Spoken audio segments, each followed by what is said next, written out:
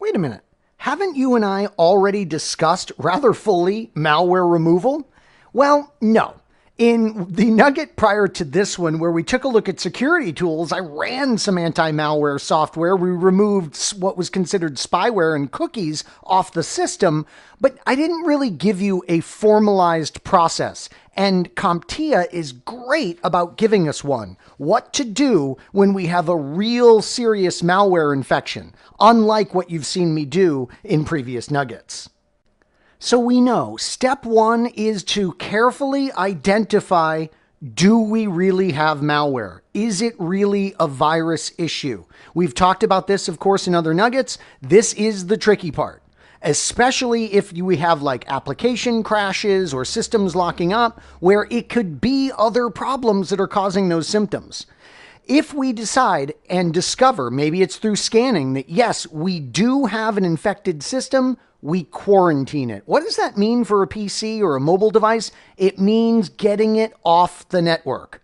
This is why it's so great to have centralized data, because we could get them another machine up and running quickly and their data should be just fine. And when we're storing the data for them, we're doing security scanning and stuff like that, so their data can't be impacted.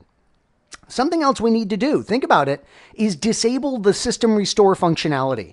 Because if the system takes a snapshot of itself automatically, let's say, with the virus there, if we do a restore of that information, we'll get the virus back. Let me remind you right now where the system restore functionality is in Windows. So we're at Control Panel, and remember, your default view might be in Category, but I always go to Large Icons, and then we go to System.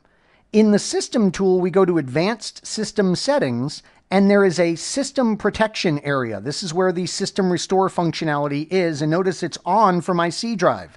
We would go under Configure, and we would disable System Protection in the case of malware, as we've discussed. So we've identified its malware, we've quarantined the infected system, we've disabled System Restore. Now it's time to fix things. We'll use our anti-malware software. We'll make sure it's updated. We'll do the scan and removal techniques of that software. Maybe we need safe mode. Maybe we need the Windows pre-installation environment to help us out. Whatever it takes to get rid of that malware using the tools that we discussed in our nugget on those tools.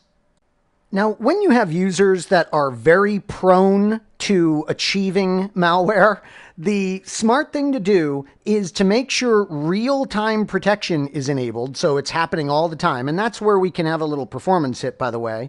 Make sure there's scheduled scanning going on, and make sure you're automatically updating them. These are features that you tend to get in paid versions of antivirus software as opposed to freeware versions.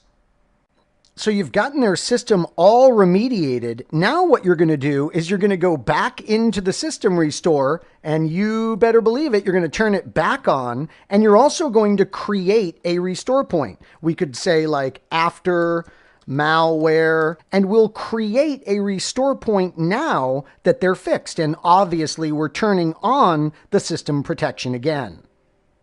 Now, you might have been a little surprised by my comment on the fact that there is zero virus protection on the system on which I'm creating these nuggets for you in this course.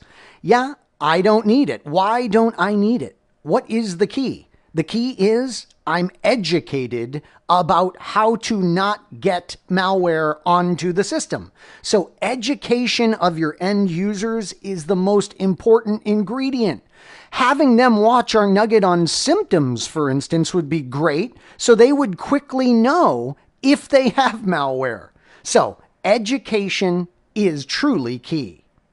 Speaking of education, it's time for a pop quiz. What is the second step of a suggested malware removal process? And the suggestions here we give are CompTIA's official processes. Remember, in your own organization, you would follow the dictated process that you have there. So never ever take anything that we do in this course and do that in production if it violates the policy you're supposed to be using at work. Just keep that in mind. They said, number one, we should identify that it's malware. And then number two, quarantine. So that is our answer. The third step would be to disable system restore, and the fourth step would be to remediate. I doubt they would make it this hard in the exam where you had to remember the steps in order, but asking you about what a step does or something like that would be very important. I love this nugget because even if it's not the exact process that you're going to follow in your organization for malware removal, it gets us thinking in terms of processes. It gets us thinking in terms of steps that we would take that make sense, that don't proliferate further infection. Notice the second step was quarantine. That's making sure the darn thing doesn't spread throughout the network. This really gets us thinking the way we should think as IT professionals. Processes that make sense, that are efficient, and that save us time and money. Well, I sure hope you found this nugget informative, and I'd like to thank you for viewing.